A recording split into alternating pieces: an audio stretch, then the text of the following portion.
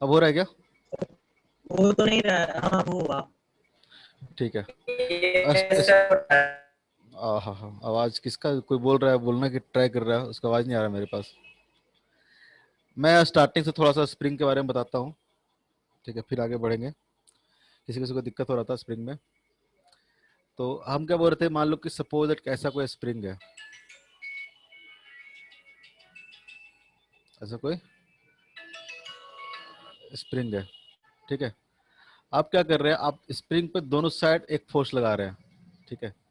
इस पे इस डायरेक्शन में और इधर इस डायरेक्शन में, ठीक है। कोई स्प्रिंग का स्प्रिंग कांस्टेंट दिया हुआ है। अभी ये क्या है, नेचुरल लेंथ में है, स्प्रिंग जो है अपने नेचुरल लेंथ में है। अब अगर दोनों साइड से फोर्स लगा के इसके अगर पुल करने की कोशिश करोगे, ठीक है, तो जब इसको पुल करने की कोशिश करोगे तो क्या होगा, यहाँ पे इस पॉइंट पे, दोनों एंड पॉइंट पे देखोगे स्प्रिंग का अगर एंड पॉइंट पे देखोगे, इधर फोर्स क्या लग रहा है, एफ। जब स्प्रिंग अपने नेचुरल लेंथ पे है, सपोज दैट इसका नेचुरल लेंथ एक्स नॉट है, तो अगर एक्स नॉट पे है ये, अभी ये कोई फोर्स लगा रहा होगा इस डायरेक्शन में, इस डायरेक्शन में कोई फोर्स नहीं लगा रहा होगा, क्योंकि कोई इसमें एक्सटेंशन नहीं हुआ है, ठीक है, अपने नेचुरल लेंथ में है एक्स नॉट में। जब इसमें कोई एक्सटेंशन, फोर्स कितना लग रहा होगा, जीरो लग रहा होगा, तो ये स्प्रिंग क्या करेगा, स्ट्रेच होना शुरू होगा, ठीक है। ये पॉइंट क्या करेगा, ये जो पॉइंट है इधर की ओर मूव करना शुरू करेगा, तो स्प्रिंग इस तरह से खुलने लगेगा, ठीक है। कब तक खुलेगा, तो धीरे धीरे क्या होगा, स्प्रिंग इस तरह से खुलता जाएगा। कब तक खुलेगा, तब तक खुलेगा जब तक कि स्प्रिंग जो फोर्स लगा रहा था इस डायरेक्शन में, वो कितना हो जाए, के एक्स इक्वल टू एफ हो जाए। जब के एक्स इक्वल टू एफ हो जाएगा तो ए पॉइंट मूव करना बंद कर देगा कि नहीं कर देगा। तो जब इक्विलिब्रियम कंडीशन पर देखेंगे तो क्या हो जाएगा, स्प्रिंग कुछ इस तरह से स्ट्रेच होकर रहेगा। इक्विलिब्रियम कंडीशन में नेचुरल कंडीशन अलग है और इक्विलिब्रियम कंडीशन क्या होगा, अलग होगा। अगर आप यहाँ फोर्स एफ लगा रहे हो, स्प्रिंग क्या होगा, थोड़ा सा इस तरह से खिंचा हुआ रहेगा। और कितना खिंचा हुआ रहेगा, कब तक खींचेगा, तब तक खिंचा रहेगा जब तक यहाँ पे जो फोर्स लग रहा है स्प्रिंग के कारण, जो कि हम बोल रहे हैं के इंटू एक्स होगा, अगर इसमें एक्स स्ट्रेच हुआ है, यानी इसका लेंथ हो जाएगा एक्स नॉट प्लस एक्स हो जाएगा। टोटल लेंथ जो स्प्रिंग को बोलेंगे कितना हो जाएगा, एक्स नॉट प्लस एक्स हो जाएगा। तो के एक्स की जो वैल्यू होगा किसके बराबर हो जाएगा, एफ के बराबर। तब ये क्या आ जाएगा, इक्विलिब्रियम कंडीशन में आ जाएगा। ये क्या है, at the rate equilibrium, equilibrium condition है, ठीक है। तब फोर्स क्या लगेगा, के एक्स के बराबर लगेगा, ठीक है। ये तो वह स्प्रिंग किस तरह से बिहेव करता है। सेम कंडीशन होगा जब स्प्रिंग को आप कंप्रेस करना शुरू करोगे, ठीक है। आप दोनों एंड से स्प्रिंग को पकड़ के क्या करो, कंप्रेस करना शुरू करो। कंप्रेस कैसे होगा, जब इधर से भी फोर्स लगाओगे एफ और इधर से भी फोर्स लगाओगे एफ। तो स्टार्टिंग में तो कोई फोर्स नहीं लगेगा इस पॉइंट पे, स्प्रिंग कोई फोर्स नहीं लगाएगा, क्योंकि अगर इसका ओरिजिनल लेंथ अगर एक्स नॉट है तो एक्स नॉट में कोई कंप्रेशन या फिर एलोंगेशन नहीं हुआ है, तो कोई फोर्स नहीं लगाएगा, ठीक है। तो जब फोर्स नहीं लगाएगा तो ये जो फोर्स हम लोग बाहर से जो अप्लाई किए हैं, उस स्प्रिंग को क्या करेगा, कंप्रेस करना शुरू करेगा। कहाँ तक कंप्रेस करेगा स्प्रिंग को, तो तब तक कंप्रेस करेगा जब तक कि जो अप्लाइड फोर्स एफ के बराबर स्प्रिंग बाहर की तरफ फोर्स लगाना ना शुरू कर दे, एफ एस इक्वल टू के इंटू एक्स। ये एक्स कब तक कंप्रेस होगा, जब तक फोर्स इक्वल टू के एक्स हो जाए। जब कंप्रेस होकर फिर स्प्रिंग इस तरह से अपना इक्विलिब्रियम पोजीशन पे रहेगा, ठीक है। उसके बाद हम बता रहे थे कि जो स्प्रिंग कांस्टेंट है के, ये किस किस चीज पे डिपेंड करता है, तो डिपेंड करता है स्प्रिंग के लेंथ पे और नेचर ऑफ द मटेरियल। जिस मटेरियल का हम लोग यूज किए हैं उस तरह का मटेरियल पे डिपेंड करेगा इसका के की वैल्यू। अगर मान लो स्टील का स्प्रिंग है तो अलग के की वैल्यू होगी, लोहे का है तो अलग होगा, प्लास्टिक का या फिर उसका है तो फाइबर का है तो कुछ और अलग होगा, ठीक है। बाइंडिंग वाला जैसे होता है ना, बाइंडिंग वाला स्पाइरल वाला, उसका अगर स्प्रिंग बनाओगे तो अलग होगा। तो ये डिपेंड करेगा एक तो मटेरियल पे और डिपेंड करेगा क्या, लेंथ पे। तो हमने देखा था लेंथ पे कैसे डिपेंड करता है, तो जो स्प्रिंग कांस्टेंट के होता है, क्या होता है, inversely proportional to the length of the spring. यहाँ से हम बोले थे कि क्या हो जाएगा, के इंटू एल इक्वल टू क्या हो जाएगा, कांस्टेंट हो जाएगा, ठीक है। जैसे मान लो कि स्प्रिंग को अगर काट के हाफ कर देते हैं, ठीक है, लेंथ अगर हाफ कर देते हैं तो स्प्रिंग कांस्टेंट क्या हो जाएगा, डबल हो जाएगा। मान लो कि अगर लेंथ आप 1/4 कर दो तो स्प्रिंग क्या हो जाएगा, स्प्रिंग कांस्टेंट कितना हो जाएगा, 4 टाइम्स हो जाएगा। जितना लेंथ कम करते जाओगे स्प्रिंग कांस्टेंट क्या होगा, उतना ही बढ़ते जाएगा। उसका बताया था मैंने, अगर दो स्प्रिंग को सीरीज में कनेक्ट कर दें तो क्या होगा, अगर दो स्प्रिंग को हम लोग पैरेलल में कनेक्ट कर दें तो क्या होगा, ठीक है। अगर दो स्प्रिंग को अगर हम लोग सीरीज में कनेक्ट करते हैं तो जो इक्विवेलेंट आएगा इसका के इक्विवेलेंट, वो क्या आएगा, के वन प्लस, सॉरी, क्या आएगा इसका के इक्विवेलेंट, के वन इंटू के टू प्लस के वन प्लस के टू। बताया था ना सीरीज में कैसा बिहेव करेगा, तो पैरेलल कॉम्बिनेशन ऑफ रेजिस्टेंस की तरह बिहेव करेगा। अगर इसको पैरेलल में लेते हैं हम लोग स्प्रिंग को, ठीक है, तो स्प्रिंग को पैरेलल में लेंगे तो के इक्विवेलेंट क्या आएगा, के वन प्लस के टू। ये कैसा बिहेव करेगा, तो सीरीज में जैसे रेजिस्टेंस बिहेव करता था उसी तरह से पैरेलल में स्प्रिंग बिहेव करेगा, ठीक है। जब सीरीज में होगा तो दोनों में जो एक्सटेंशन होगा वो क्या होगा, अलग वाला होगा। इसमें अगर x1 होगा तो इसमें x2 होगा। अगर पैरेलल में होगा तो क्या होगा, दोनों में कंप्रेशन या एक्सटेंशन दोनों में क्या होंगे, सेम होंगे। इसमें अगर x है तो इसमें भी क्या होगा, x होगा। सीरीज में क्या होगा, अगर यहाँ फोर्स अगर k1 x1 लग रहा है और यहाँ फोर्स k2 x2 लग रहा है, तो दोनों फोर्स क्या होंगे, बराबर होंगे। k1 x1 equal to k2 x2। तो इसमें फोर्स क्या होंगे, स्प्रिंग फोर्स क्या होगा, बराबर होगा, और इसमें एक्सटेंशन क्या होंगे, बराबर होंगे, ठीक है। इतने ही चीज बताए थे और तो कुछ बताया नहीं थे। उसके बाद बताए थे कि अगर मान लो कि इस तरह से पुल्ली उल्ली में लटका हुआ है, पुल्ली में अगर लटका हुआ है, एक मान लो कि स्ट्रिंग है, यहाँ पे ब्लॉक है, एक मान लो कि स्प्रिंग है, यहाँ पे एक और ब्लॉक है। तो बताए थे कि अगर स्ट्रिंग को एक बार कट करेंगे तो क्या होगा, स्प्रिंग को एक बार कट करेंगे तो क्या होगा। जैसे मान लो कि स्ट्रिंग को कट करते हैं, तो स्ट्रिंग को कट करते सडनली टेंशन क्या हो जा रहा था, जीरो आ रहा था। सडनली टेंशन क्या हो रहा था, जीरो हो रहा था। और जो स्प्रिंग फोर्स है एज इट इज रहेगा। अगर पहले स्प्रिंग फोर्स के एक्स था, अभी भी कितना रहेगा, के एक्स रहेगा। अगर इसको कट कर देते हो, ठीक हो, इसको कट कर देते हो, तो के एक्स क्या हो जाएगा, जीरो हो जाएगा। सडनली क्या हो जाएगा, जीरो हो जाएगा। और जो टेंशन है, टेंशन क्या करेगा, एक नया इक्विलिब्रियम को शिफ्ट कर जाएगा सडनली। जैसे कि मान लो कि m1 था, ये क्या था, m2 था। तो अगर मान लो कि नॉर्मल कंडीशन देखते हैं हम लोग, इसको पैड को रख लेते हैं अच्छे से। अगर नॉर्मल देखते हैं हम लोग, इस तरह से था, जब कोई भी कुछ कट नहीं किया गया है, ये मान लो कि m1 है, मान लो कि m2 है। तो यहाँ पे अगर हम लोग टेंशन की बात करेंगे तो टेंशन इक्वल टू कितना हो जाएगा, m1 प्लस m2 इंटू जी, ठीक है। लेकिन जब फर्स्ट केस में क्या किया हम लोग, ये ऐसा क्यों चल रहा है, बहुत आड़ा टेढ़ा चल रहा है पैड, ठीक है, अभी तो समझा रहे हैं। जब फर्स्ट केस में मान लो कि इस पार्ट को कट कर देते हो, ठीक है, स्ट्रिंग को क्या करते हैं, कट करते हैं। तो स्ट्रिंग को कट करते हैं क्या हो जाएगा, अगर स्ट्रिंग को कट कर, बड़ा गंदा चल रहा है, क्या करें।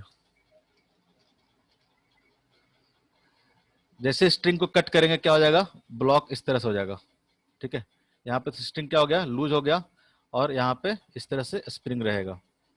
तो जस्ट कट करने के बाद देखेंगे तो यहाँ पे जो स्ट्रिंग में टेंशन हो जाएगा कितना हो जाएगा, जीरो हो जाएगा। और जो स्प्रिंग फोर्स लगा रहा है वो क्या रहेगा, जो पहले फोर्स लगा रहा था वही क्या रहेगा, अभी भी फोर्स रहेगा, ठीक है। सेकंड कंडीशन में बताया था कि हम मान लो कि स्ट्रिंग को छोड़ देते हैं और स्प्रिंग को क्या करते हैं हम लोग, कट कर देते हैं। स्प्रिंग को क्या करते हैं हम लोग, कट कर देते हैं।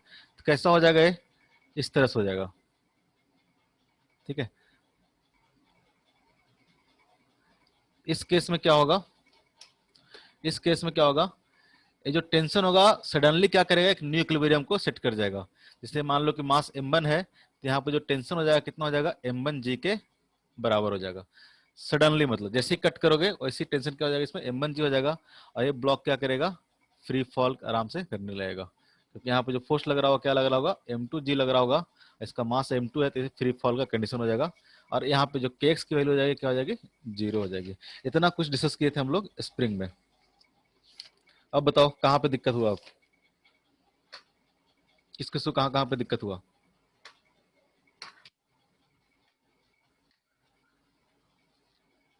पूछो। अमन, अंशिका, देव, अंशिका को तो बताया भी था आज। अमन, देव, देवांशु, कहीं पे दिक्कत, समझ गए। सब कुछ नहीं समझ सर, गया, नहीं देखा। दिख नहीं रहा, दिख तो नहीं रहा होगा, दिखेगा क्या, कल बताए थे, कल नोट्स में देखो जाके। एक और पढ़ना अच्छे से उसको अरे यार, मोमेंटम, इम्पल्स, ये सब। इसे तो पढ़ाएंगे, अभी तो 2 ही क्लास हुए हैं 2 ही क्लास में सर सब वो पढ़ तो लोगे। पहले था ना, Newton second law of motion से।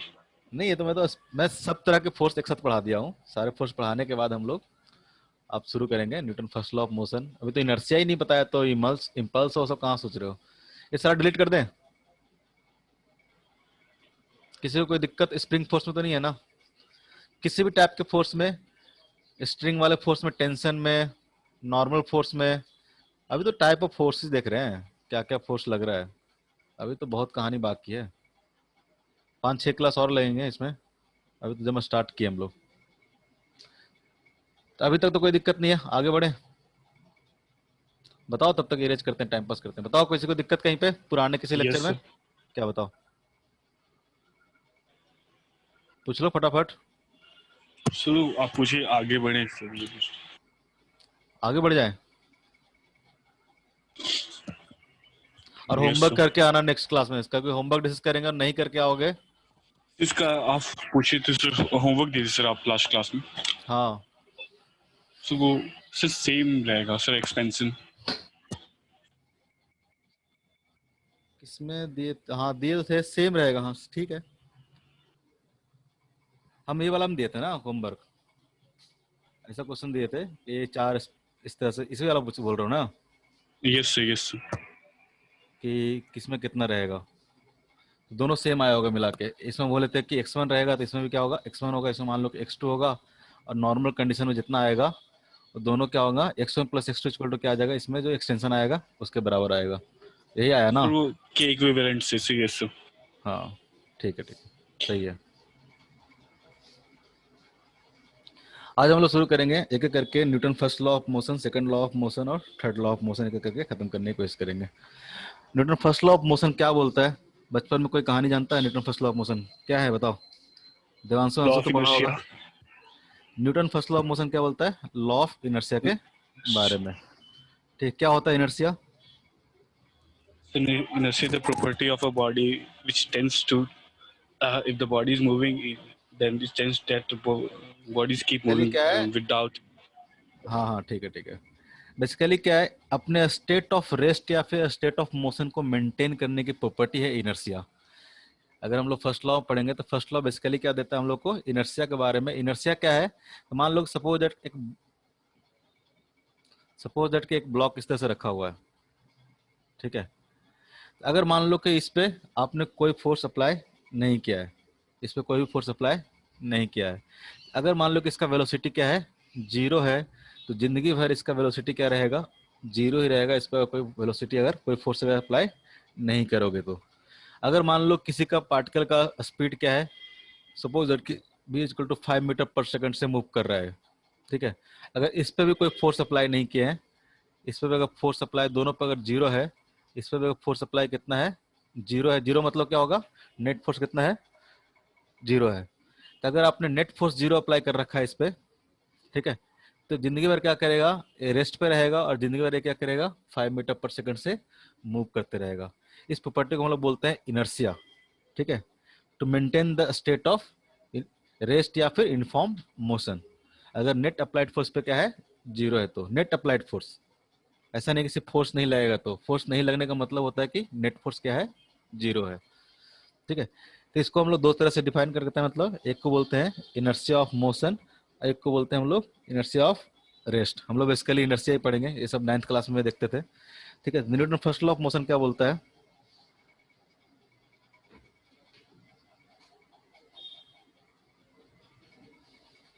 Newton first law of motion,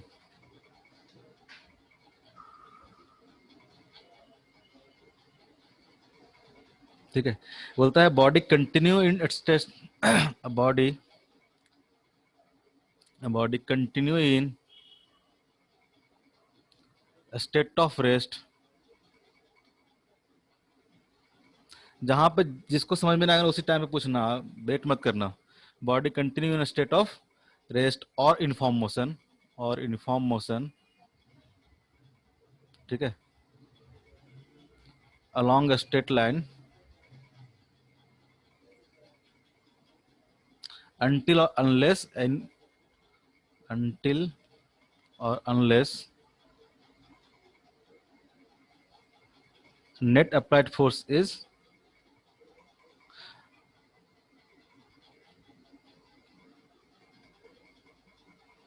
मेरा लिखा हुआ पता चलता है जी, मेरे को कभी खुद ही नहीं पढ़ पाता हूँ। A body continue state of rest और inform motion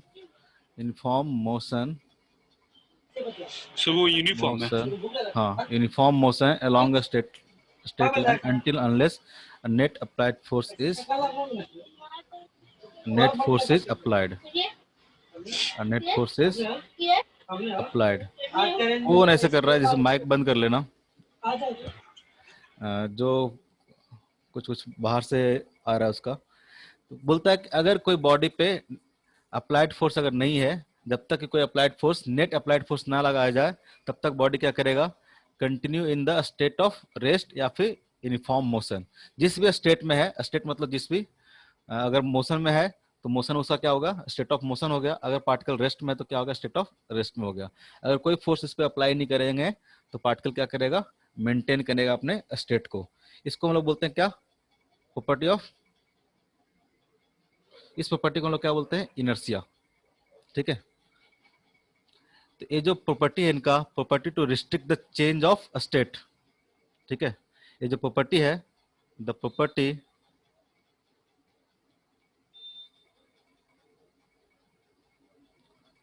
of body to restrict the change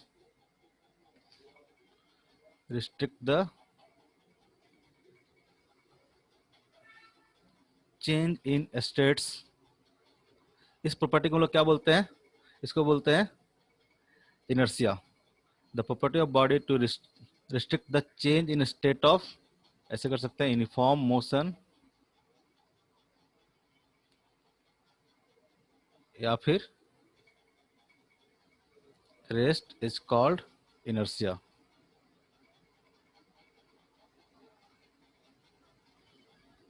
ठीक है, इस प्रॉपर्टी को लोग क्या बोलते हैं?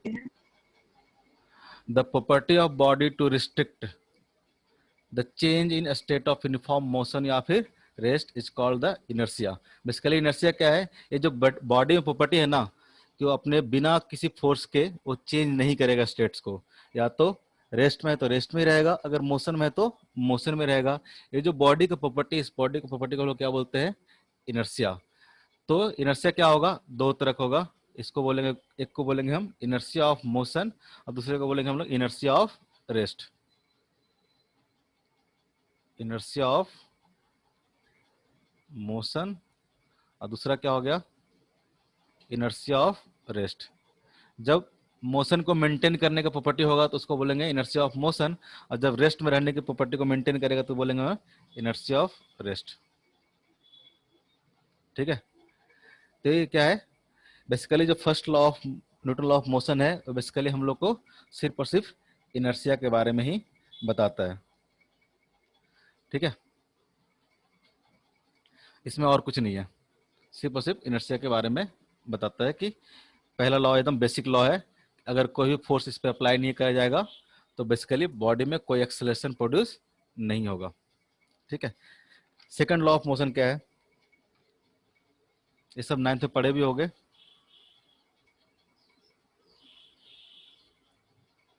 सेकंड लॉ ऑफ मोशन, पहला लॉ में सिर्फ और सिर्फ हमको इनर्शिया के बारे में पढ़ना है। वो भी इनर्शिया क्या है? दो टाइप का, इनर्शिया ऑफ रेस्ट और इनर्शिया ऑफ मोशन। किसी को कोई दिक्कत तो नहीं इस चीज में, इनर्शिया के बारे में समझने में? और ये सब पढ़ भी चुके होगा 9th में, तो बहुत ज्यादा डिटेल में बताने की जरूरत नहीं है। हम लोग पढ़ेंगे second law of motion. Second law of motion क्या है? सेकंड लॉ ऑफ मोशन में हम लोग को बताता क्या है? तो कहता है the rate of change of linear momentum is directly proportional to the force applied. Rate of change of linear momentum बोलता है, जब फोर्स अप्लाइड है क्या है? Directly proportional to the rate of change of linear momentum of any body. Second law का जो mathematical representation है ये क्या है? यही है, एफ इक्वल टू क्या होगा? F is directly proportional to dp by d t. मैं इसको मैं लिखा ही नहीं जा रहा मेरे से, पता नहीं क्यों, सिस्टम चेंज हुआ है। पी क्या है? पी क्या है? Linear momentum. पी क्या है? पी है लीनियर, थोड़ा स्लो लिखूंगा तो शायद बढ़िया लिख पाऊंगा। Linear momentum.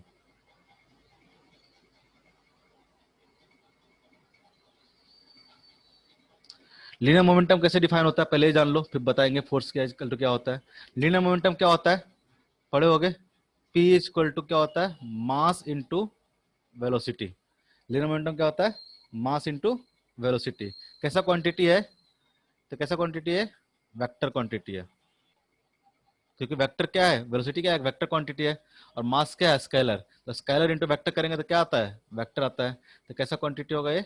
वेक्टर क्वांटिटी है। ठीक है। इसका यूनिट क्या होगा बता तो? इसका यूनिट क्या होगा? यूनिट क्या होगा? मास इंटू वेलोसिटी। यूनिट क्या हो जाएगा? KG into metre per second. ये सब जानते होगे। इसका डायमेंशन कितना होगा? इसका डायमेंशन क्या होगा? डायमेंशन क्या होगा? MLT MLT-1. मास इंटू वेलोसिटी, ml/-1। ऐसे सब अलग से भी पढ़े होगे पहले यूनिट और डायमेंशन में। जब भी हम लोग कोई फिजिकल क्वांटिटी डिस्कस करेंगे तो उसका वेक्टर, यूनिट और डायमेंशन लिख ही लेते हैं। तो first second law of motion क्या बोलता है? जो फोर्स अप्लाइड है किसी ऑब्जेक्ट पे, मान लो कि किसी ऑब्जेक्ट पे आपने कोई फोर्स अप्लाई किया, किसी भी बॉडी पे आपने एक फोर्स अप्लाई किया, सपोज दैट एक फोर्स अप्लाई किया, तो इस बॉडी में क्या चेंज आएगा? ठीक है, इस बॉडी में क्या चेंज आया है? तो बोलता है कि इस बॉडी अगर मान लो कि कुछ ना कुछ, मान लो कि वेलोसिटी, शायद इसका कोई वेलोसिटी है, इसके पास कोई लीनियर मोमेंटम होगा। लीनियर मोमेंटम कैसे होगा? तो मास इंटू वेलोसिटी होगा। तो बोलता है जो अप्लाइड फोर्स है वो क्या करता है? इसके मोमेंटम को क्या करता है? चेंज करता है। ठीक है, जितना ज्यादा फोर्स अप्लाई करोगे इसके मोमेंटम को उतना ज्यादा क्या करेगा? ये चेंज करेगा। अगर उल्टा ढंग से देखेंगे, दूसरे ढंग से देखेंगे, तो अगर हम लोग मोमेंटम के पॉइंट ऑफ व्यू से देखें तो जो मोमेंटम चेंज अगर होता है इसका मतलब क्या होगा? कोई ना कोई फोर्स इस पे अप्लाई हुआ है। किसके अकॉर्डिंग? तो Newton second law of motion के अकॉर्डिंग। अगर किसी बॉडी का मोमेंटम चेंज हुआ है, ठीक है, मोमेंटम चेंज हुआ मतलब क्या हुआ है? वेलोसिटी चेंज हुआ होगा। लीनियर मोमेंटम चेंज हुआ मतलब वेलोसिटी चेंज हुआ होगा। तो जब भी किसी बॉडी का वेलोसिटी चेंज होगा तो कोई ना कोई फोर्स उस पर क्या क्या होगा? अप्लाई हुआ होगा। तो Newton second law of motion बोलता है कि कोई भी एक्सटर्नल फोर्स अगर किसी बॉडी पर अप्लाई करते हैं, f external equal to, f external क्या हो जाए? डायरेक्टली प्रोपोर्शनल टू, हेलो, नहीं नहीं क्लास ले रहे हो? हाँ हाँ कर लो।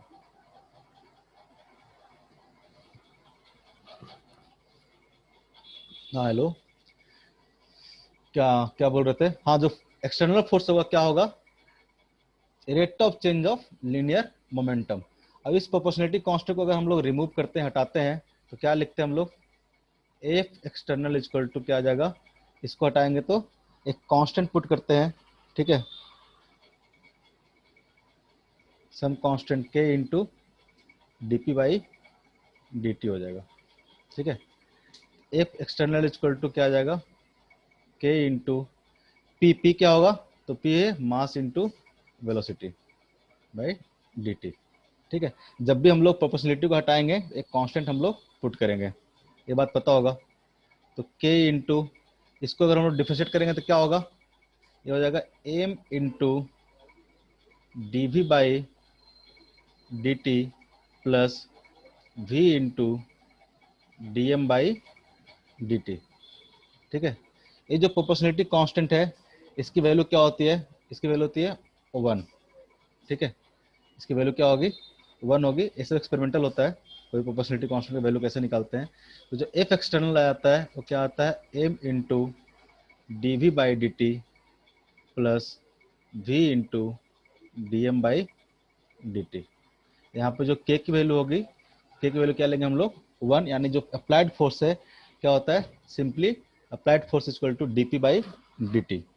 ठीक है, अगर मान लो कि कोई ऑब्जेक्ट है जिसका मास चेंज नहीं कर रहा है, जिसका मास चेंज नहीं कर रहा है, ठीक है, मास इक्वल टू कांस्टेंट है, तो मास इक्वल टू कांस्टेंट होगा तो डीएम बाई डी टी क्या हो जाएगा? 0 हो जाएगा। डीएम बाई डी टी क्या हो जाएगा? वेरिएबल मास का भी केस पढ़ेंगे हम लोग आगे, जब जेट उट पढ़ेंगे ना तो वेरिएबल मास का भी केस पढ़ेंगे, तो हम लोग इसी इक्वेशन को वहाँ पे यूज करेंगे। फिलहाल के लिए जितने भी ऑब्जेक्ट होंगे उनका मास क्या रहेगा? हमको कांस्टेंट रहेगा। तो जो एफ एक्सटर्नल होगा, एफ एक्सटर्नल क्या हो जाएगा, अगर मास कांस्टेंट इसका मतलब क्या हुआ, dm by d t equal to कितना हो जाएगा, dm by d t equal to कितना हो जाएगा, जीरो हो जाएगा। तो जो एफ एक्सटर्नल है उसको क्या बोलेंगे हम लोग, m into d v by d t. F external equal to क्या हो जाएगा, m into d v by d t. D v by d t क्या होता है, d v by d t क्या होता है, एक्सेलरेशन होता है।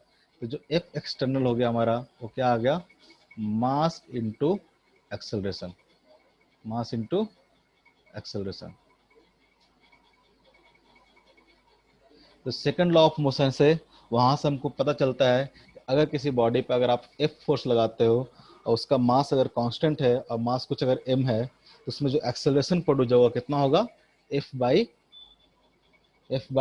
एम। ठीक है, अगर यहाँ पे कोई ऑब्जेक्ट है,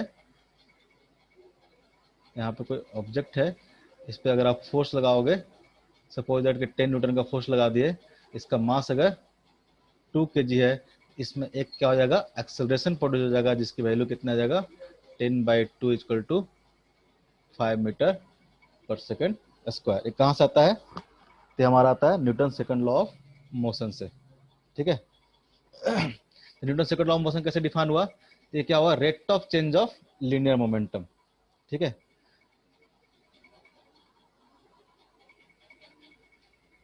external force, second law of motion क्या बोलता है, external force is directly proportional to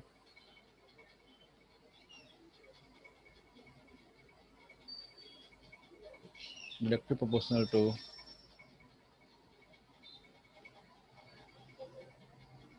directly proportional to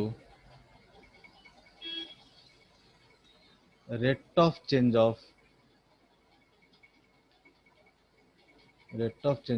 linear momentum, rate of change of linear momentum। ठीक है, इसका स्टेटमेंट हो गया, इसका मतलब क्या हुआ, f external equal to directly proportional to rate of change of linear momentum. ठीक है, इस प्रोपोर्शनलिटी कांस्टेंट को हटाए, उसके जब हमने के पुट किया, जिसका के की वैल्यू क्या आएगा, 1 आएगा। एक्सपेरिमेंटल होता है, जो एक्सपेरिमेंट करते हैं तो ये फॉर्मूला जो आया वो कैसे आया होगा, लोगों ने एक्सपेरिमेंट किया होगा, कुछ कुछ फोर्स लगाते गए उसके अकॉर्डिंग उन्होंने चेंज किया होगा, इसके वेलोसिटी में कितना चेंज है सारा मेजर किए होंगे। ठीक है, वहां से रिलेशन आया है।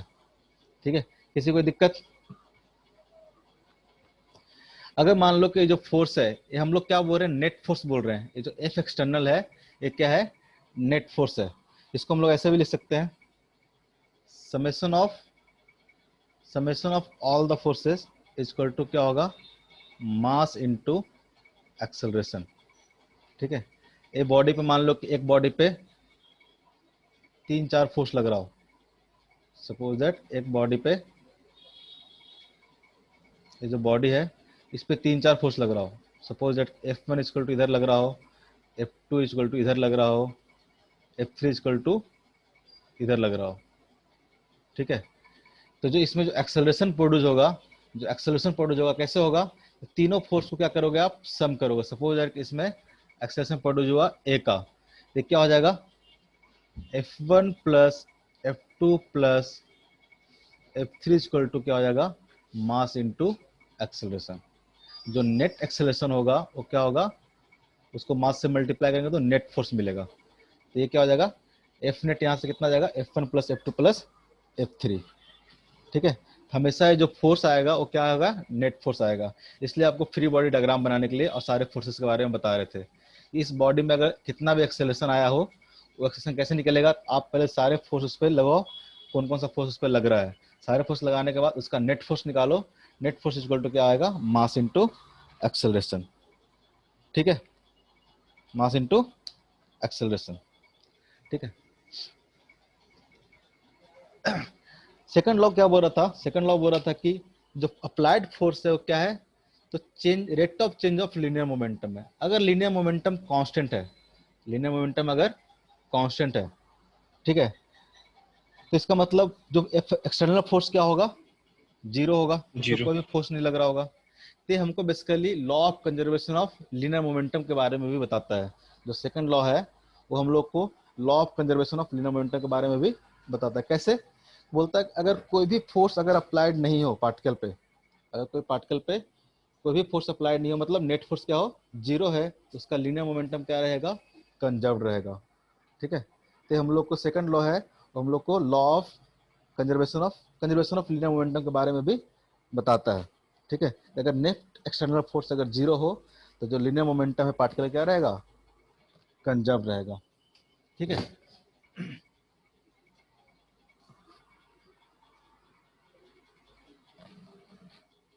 तो सेकंड लॉ ऑफ मोशन है, second law of motion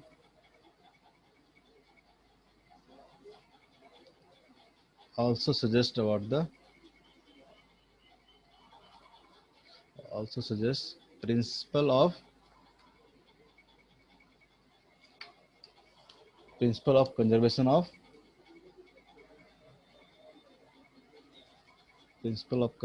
of linear momentum।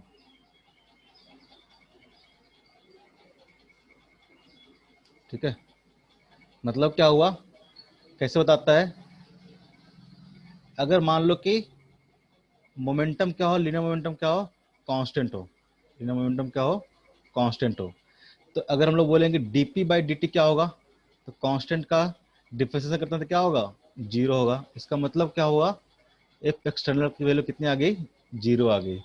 तो अगर कोई भी फोर्स अगर अप्लाई नहीं हो, इसको हम लोग ऐसे भी डिफाइन करते हैं, if net external force is on system is zero, if net external force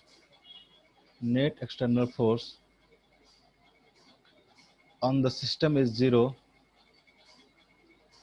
on the system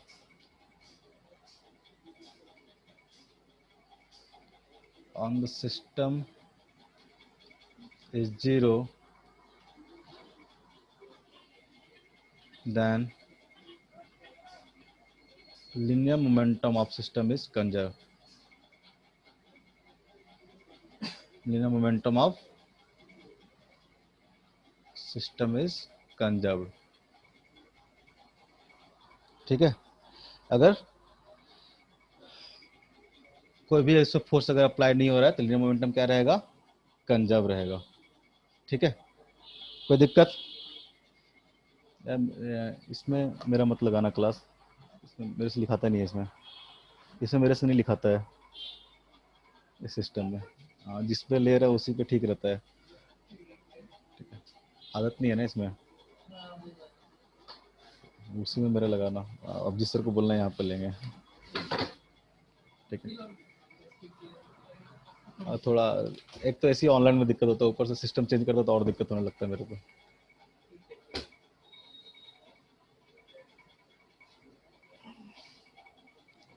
हाँ, सेकंड लॉ ऑफ, हाँ किसी को दिक्कत है बताओ, बताओ किसी को दिक्कत है तो। Hello, No, sir. पक्का, ये तो सिंपल सिंपल था। सेकंड लॉ ऑफ मोशन बताया, एक तो हमारे एक्सेलेरेशन के बारे में बताया। ठीक है, और हम लोग को बताया कंजर्वेशन ऑफ लीनियर मोमेंटम के बारे में। ठीक है, कि मोमेंटम कंजर्व रहेगा अगर नेट एक्सटर्नल फोर्स हम लोग को अगर जीरो है तो। ठीक है, ये भी बेसिकली सेम चीज है सब कुछ, यहाँ भी वही है कि वेलोसिटी चेंज नहीं कर रहा तो मतलब मोमेंटम क्या रहेगा, कंजर्व रहेगा। इसके बाद हम लोग आता है इम्पल्स के बारे में, एक क्वांटिटी हम लोग डिफाइन करेंगे, इम्पल्स। इम्पल्स क्या होता है बताओ तो, कोई कोई जानता है क्या, Yes, sir. क्या होता है impulse? Change in momentum. Impulse कैसे डिफाइन करते हैं हम लोग, इम्पल्स डिफाइन करते हैं हम लोग चेंज इन मोमेंटम। किसी ने बोला, सही बोला, चेंज इन मोमेंटम। ठीक है, सपोज दैट कि मान लो एक पार्टिकल है जिसका मास है m, और सपोज दैट कि इसका इनिशियल स्पीड है क्या, u। ठीक है, किसी टाइम के बाद इसका स्पीड क्या हो गया, v हो गया। ठीक है, मास तो m ही रहेगा, तो इसका जो मोमेंटम था, अगर हम लोग इनिशियल मोमेंटम की बात करेंगे p इनिशियल, तो कितना हो जाएगा, m इंटू यू। और अगर p फाइनल की बात करेंगे तो p फाइनल कितना हो जाएगा इसका, m इंटू वी। तो चेंज इन मोमेंटम कितना होगा यहाँ पे, अगर हम लोग चेंज इन मोमेंटम की बात करेंगे डेल्टा p, तो डेल्टा p इक्वल टू क्या आ जाएगा, final momentum minus initial momentum. Final momentum minus initial momentum. एक ही डायरेक्शन में मोशन हो रहा है तो किसी एक को हम लोग मोशन इन वन डायरेक्शन में एक को पॉजिटिव मान लेते हैं डायरेक्शन को, इस डायरेक्शन को हम लोग मान लेते हैं नेगेटिव मान लेते हैं। ठीक है, तो आपको क्या करना है, p final minus p initial.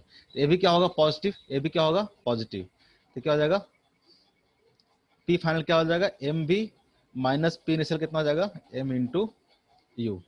तो चेंज इन मोमेंटम क्या हो जाएगा m into v minus u. जो चेंज इन मोमेंटम होता है उसको हम लोग कैसे डिफाइन करते हैं, एक नया क्वांटिटी बोल रहे हैं इसको हम लोग बोल रहे हैं क्या इम्पल्स, जिसको हम लोग दिखाएंगे किससे जे से। कैसा क्वांटिटी होगा वेक्टर होगा, किस कलर क्वांटिटी होगा, अगर मोमेंटम इटसेल्फ क्या है वेक्टर क्वांटिटी है तो ये भी क्या होगा वेक्टर क्वांटिटी Vector. होगा। तो जो इम्पल्स होगा वो कैसा होगा वेक्टर क्वांटिटी होगा। जो इसका मैग्नीट्यूड होगा, मैग्नीट्यूड क्या होगा तो मैग्नीट्यूड इज इक्वल टू होगा चेंज इन मोमेंटम। ठीक है, इसका यूनिट क्या होगा बताओ, यूनिट क्या होगा, तो यूनिट की बात करेंगे तो जो मोमेंटम का यूनिट होगा वही चेंज इन मोमेंटम का यूनिट होगा, वही इंपल्स का यूनिट होगा। तो कितना हो जाएगा केजी मीटर पर सेकंड जो मोमेंटम का होगा। ठीक है, डायमेंशन भी सेम चीज आ जाएगा, डायमेंशन कितना आ जाएगा तो m l t minus one, किसका इंपल्स के बारे में।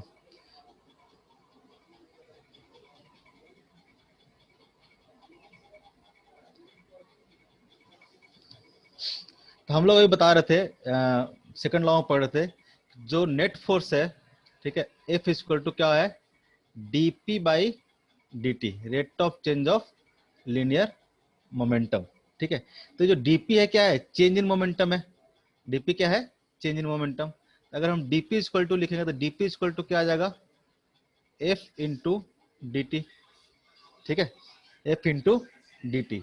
अगर आप इसको इंटीग्रेट करोगे, इसको अगर इंटीग्रेट करोगे, ठीक है, t इक्वल टू जीरो से लेके t इक्वल टू t तक इंटीग्रेट करोगे तो क्या हो जाएगा t इक्वल टू जीरो पे इसका जो मोमेंटम है उसको मान के चलते कितना p इनिशियल, और t इक्वल टू t पे इसका जो मोमेंटम है क्या आ जाएगा p फाइनल। ठीक है, तो क्या आ जाएगा p final minus p initial equal to क्या आ जाएगा integration of f into d t, t equal to zero से लेके टी इक्वल टू जे तक। ये चेंज इन मोमेंटम आ गया, इसको क्या बोल रहे थे हम लोग इम्पल्स। तो इम्पल्स इक्वल टू क्या आ जाएगा area integration of F into d t. ठीक है, अगर मान लो किसी पे एफ फोर्स अप्लाई कर रहे हो, ठीक है, टी टाइम के लिए अप्लाई किए हो तो बेसिकली क्या हो जाएगा इंटीग्रेशन ऑफ एफ टी क्या आ जाएगा आपको इम्पल्स आ जाएगा। अगर मैं आपको ग्राफ में समझाने की कोशिश करूं, सपोज दैट कि एफ टी ग्राफ दिया हुआ है, सपोज दैट के एफ टी ग्राफ दिया हुआ है, फोर्स वर्सेस टाइम ग्राफ दिया हुआ है कुछ इस तरह से, कुछ भी इस तरह से दिया हुआ है फोर्स वर्सेस टाइम ग्राफ। तो पूछो कि इंपल्स क्या होगा, तो इंपल्स क्या होगा सपोज दैट कि पूछो मैं T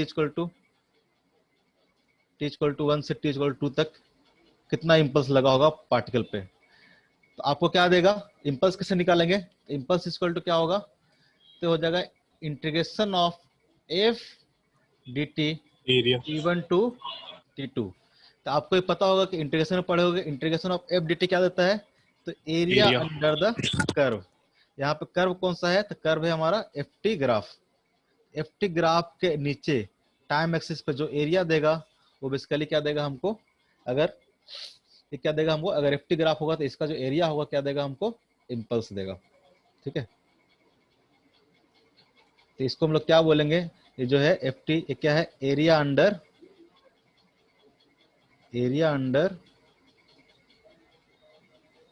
force versus time graph. जो इम्पल्स है वो क्या होगा फोर्स वर्सेस टाइम। क्योंकि सुनोगे इम्पल्सिव फोर्स, तो जब भी आपको इम्पल्स डिफाइन करना होगा कैसे डिफाइन करोगे तो चेंज इन मोमेंटम।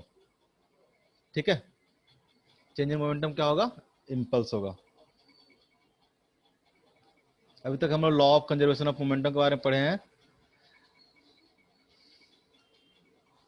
जो क्वेश्चन करो, अच्छा उसमें एक चीज बताते हैं तुम लोग को, जैसे ये पढ़ रहे थे ना law of conservation of linear momentum, हमने यहाँ पे लीनियर मोमेंटम की बात कर रहे थे। ठीक है, यहाँ पर हम लोग बोल रहे थे लीनियर मोमेंटम। अगर मान लो कि एक पार्टिकल इस तरह से, ठीक है, एक पार्टिकल है जिससे फोर्स लग रहा है इधर की ओर, ठीक है, फोर्स लग रहा है बाई डायरेक्शन में, F इक्वल टू 10 न्यूटन का फोर्स लग रहा है, लेकिन x डायरेक्शन में क्या है, फोर्स कितना है, 0 है। ठीक है, अगर Fx की बात करें तो क्या है, 0 है, लेकिन F बाई में एक फोर्स लग रहा है। तो हम इस डायरेक्शन में क्या बोल सकते हैं कि जो लीनियर मोमेंटम होगा x डायरेक्शन में क्या रहेगा, कंजर्व रहेगा। ठीक है, x डायरेक्शन में कोई फोर्स लग रहा है क्या, आपको ये चीज बताया गया होगा कि x बाई जेड तीनों क्या है, इंडिपेंडेंट डायरेक्शन है। ठीक है, x बाई जेड तीनों क्या है, इंडिपेंडेंट डायरेक्शन है।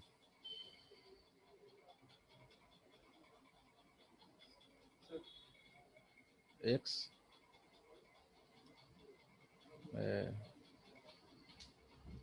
सॉरी यार थोड़ा सा,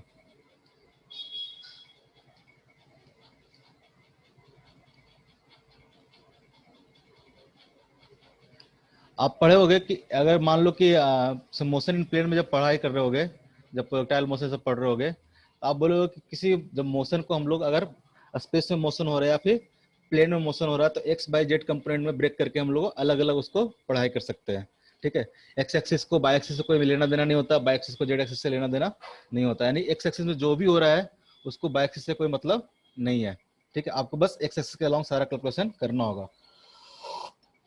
तो हम लोग बोल रहे हैं कि law of conservation of linear momentum में क्या बोल रहे हैं, सपोज दैट कि बाय एक्सिस के अलॉन्ग फोर्स लग रहा है, बाय एक्सिस के अलॉन्ग फोर्स लग रहा है, लेकिन एक्स एक्सिस के अलॉन्ग फोर्स नहीं लग रहा है, तो जो लीनियर मोमेंटम होगा हम एक्स एक्सिस के अलॉन्ग क्या बोलेंगे, कंजर्व बोलेंगे। ठीक है, लीनियर मोमेंटम इन एक्स एक्सिस क्या रहेगा, ये कंजर्व रहेगा, यानी इस डायरेक्शन में। और वहां भी जब प्रोजेक्टाइल मोशन पढ़ रहे थे तो क्या बोल रहे थे, जैसे प्रोजेक्टाइल मोशन आप जब पढ़ रहे होगे तो आप बोल रहे थे कि जो एक्स डायरेक्शन में इसका वेलोसिटी क्या हो रहा है, चेंज नहीं हो रहा है, एक्स डायरेक्शन में वेलोसिटी चेंज नहीं हो रहा, क्योंकि एक्स डायरेक्शन में कोई फोर्स वहां पे नहीं लग रहा था। यानी एक्स डायरेक्शन का वेलोसिटी अगर कंजर्व है, मतलब उसका लीनियर मोमेंटम क्या है, एक्स डायरेक्शन में क्या है, कंजर्व है। तो जिस भी डायरेक्शन में फोर्स नहीं लगेगा, जिस भी डायरेक्शन में फोर्स का कोई भी कंपोनेंट नहीं होगा, उस डायरेक्शन में लीनियर मोमेंटम क्या रहेगा, कंजर्व रहेगा। ठीक है, यहां से बोल सकते हैं हम लोग लीनियर मोमेंटम इन एक्स डायरेक्शन क्या रहेगा, कंजर्व रहेगा।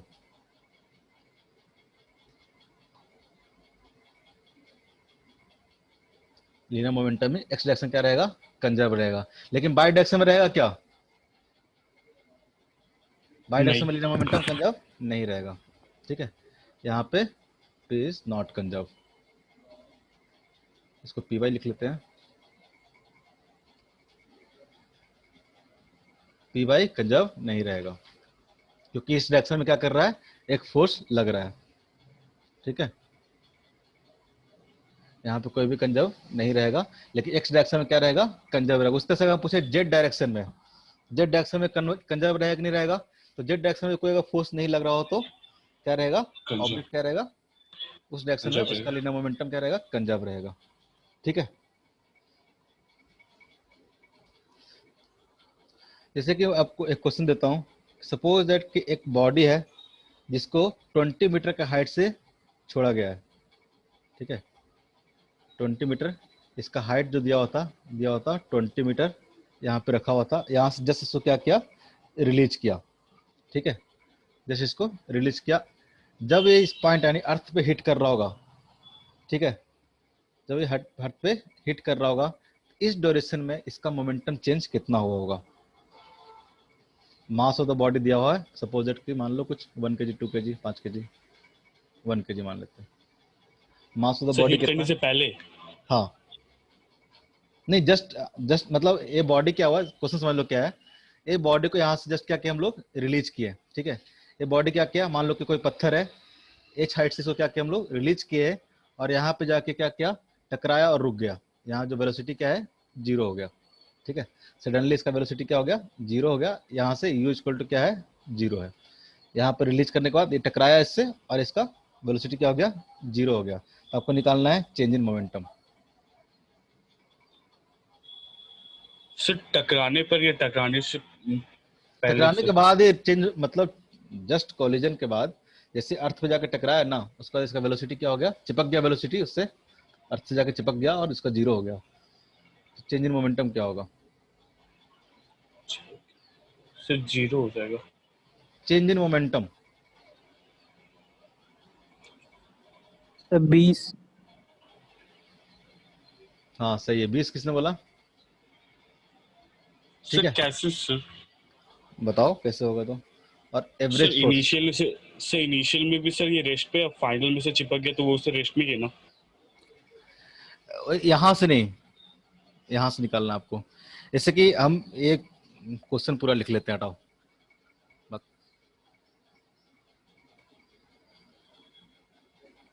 हाँ, अगर इनिशियल पॉइंट से पूछेंगे ना, दम इनिशियल पॉइंट से पूछेंगे तो क्या हो जाएगा, चेंज इन मोमेंटम क्या हो जाएगा, 0 हो जाएगा।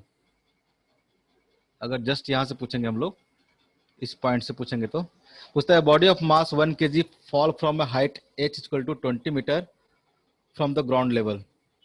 अब लेकिन जो पूछ रहा है ना, यहाँ से नहीं पूछ रहा है, जस्ट बिफोर, मतलब पहले जो कोलिजन करने से पहले इसका जो मोमेंटम होगा, ठीक है, जस्ट बिफोर द कोलिजन और जस्ट आफ्टर द कोलिजन, वहां पे पूछ रहा है सर आपको कितना मोमेंटम। -20 होगा ना तो?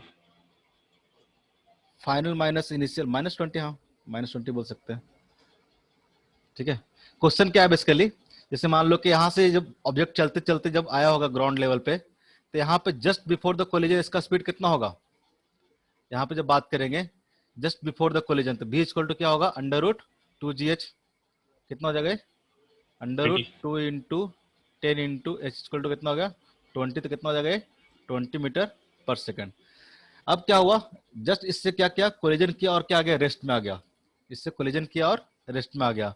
इस ड्यूरेशन में जो चेंज इन मोमेंटम होगा, मोमेंटम कितना होगा, तो फाइनल कितना हो जा रहा है, p final minus p initial. तो पी फाइनल कितना हो जा रहा है, 0, और P initial just before the collision कितना था इसका, इसका कितना था, मास इंटू वेलोसिटी। वेलोसिटी कितना होगा, 20 मीटर पर सेकंड। अगर डायरेक्शन की बात करोगे, तो अगर नीचे वाले डायरेक्शन को अगर निगेटिव लोगे आप लोग, तो क्या आ जाएगा, -20 मीटर। पी इनिशियल क्या आ जाएगा, -20 मीटर। तो चेंज इन मोमेंटम कितना हो जाएगा, मास अगर 1 kg पुट करोगे तो 1 इंटू 20 मीटर पर सेकंड, यूनिट उठाते हैं तो कितना आ जाएगा ये, 20 kg मीटर पर सेकंड। डिपेंड करता है, निगेटिव पॉजिटिव डिपेंड करेगा आप साइन किस तरह से ले रहे हो। अगर आपने साइन निगेटिव नीचे की ओर लिया है, चला गया क्या स्क्रीन, सर जूम दिख रहा है बड़ा जूम सा। खुल गया।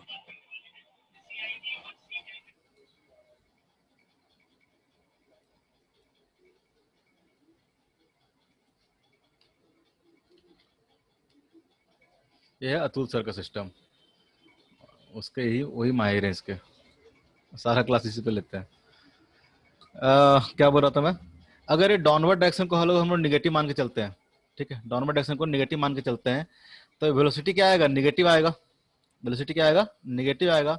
तो इनिशियल मोमेंटम की बात करेंगे तो क्या आ जाएगा, m इंटू -20, तो क्या हो जाएगा, -10, -20 हो जाएगा। तो p final minus p initial, minus into minus क्या हो जाएगा, प्लस हो जाएगा। तो अगर निगेटिव डायरेक्शन मान के चलते हो नीचे वाले को, तो चेंज इन मोमेंटम क्या आएगा, प्लस आएगा, 20 kg मीटर पर सेकंड। ये मोमेंटम क्या आएगा, पॉजिटिव आएगा। अगर आप डायरेक्शन को उल्टा मानोगे तब आएगा नेगेटिव। अगर पूछे कि इसके दौरान यहां से लेके यहां तक में कितना मोमेंटम चेंज आया है, तो इस दौरान कितना आया चेंज, 0 आया, क्योंकि इनिशियल क्या था मोमेंटम 0 और फाइनल कितना था 0। अब पूछेंगे कि कितना फोर्स लगाया गया अर्थ के द्वारा, force exerted by the earth, force exerted by the earth, earth कितना फोर्स लगा रहा होगा, एवरेज फोर्स बोल लेते हैं, क्योंकि कुछ ना कुछ फोर्स लगा होगा तभी तो मोमेंटम चेंज हुआ होगा। अगर आप बोल रहे हो कि मोमेंटम चेंज कितना हुआ है, 20 kg मीटर पर सेकंड का हुआ है, तो इसका मतलब कोई ना कोई फोर्स लगा होगा, तो फोर्स कितना होगा निकालना है आपको।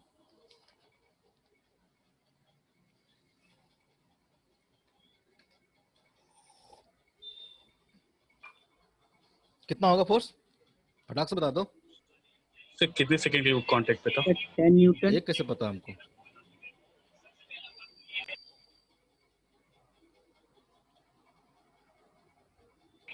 Sir 20 Newton. 20, sir 10 Newton. 10 Newton आया, कैसा है 10 न्यूटन, सर क्योंकि फोर्स एक्सर्टेड बाय अर्थ 10 होता है, 10 मीटर पर सेकंड, तो 10 न्यूटन करेगा ना। फोर्स एक्सर्टेड बाय अर्थ 10 होता है, फोर्स इक्वल टू क्या होता है,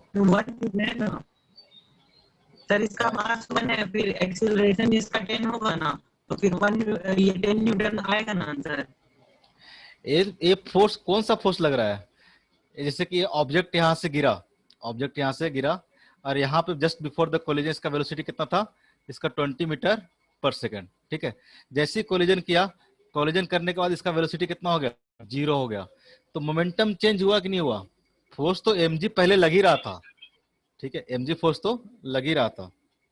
ठीक है, mg फोर्स यहाँ पे क्या हुआ? अब एक नॉर्मल फोर्स लगा होगा ना, तभी तो इसका क्या होगा? वेलोसिटी 0 हुआ होगा। कुछ तो कुछ हुआ होगा, क्योंकि कुछ ना कुछ मोमेंटम चेंज हुआ है। मोमेंटम चेंज होगा तो क्या होगा? फोर्स। अब बता रखे थे, आप पढ़ते आ रहे हो कि चेंज इन मोमेंटम अगर होगा तो फोर्स लगेगा। Force equal to Momentum by dp by time. dt, dp by dt। तो बताओ कितना लगेगा? टोटल फोर्स बताओ, एवरेज फोर्स कितना लगेगा?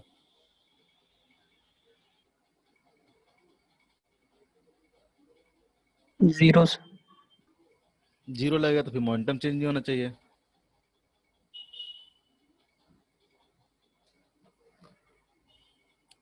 जिससे तेरी सारी गलियां मेरी हो। बताओ, कोई तो सोचो यार, मैं भी नहीं सोचूंगा। जाओ। Sir time of sir sir वो मोमेंटम चेंज होने में जैसे टाइम लगेगा सर, वो दिया रहेगा तब ना निकल पाएगा। टाइम दिया रहेगा तो निकलेगा, नहीं दिया रहेगा तो नहीं निकलेगा।